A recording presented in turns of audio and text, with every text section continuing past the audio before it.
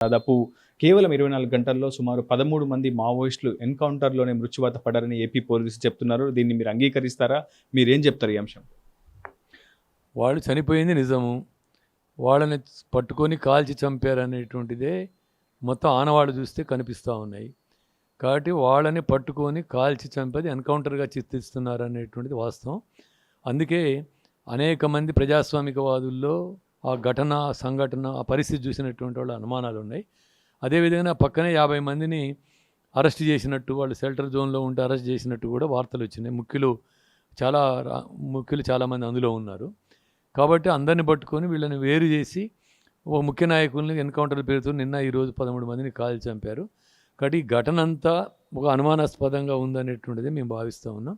అయినా ఆ ఘటన మీద అనుమానాలు తీరాలంటే సుప్రీంకోర్టు న్యాయమూర్తి చేత విచారణ జరపాలా. ఆ ఘటన మీద సుమోటోగా కేసు బుక్ చేసి పోలీసులు ఘటనలో పాల్గొన్నటువంటి వాళ్ళ మీద న్యాయ విచారణ జరిపిస్తేనే సరైనటువంటి వాస్తవం ఏంటో వెలుగులోకి వస్తుందని చెప్పి భావిస్తున్నాం.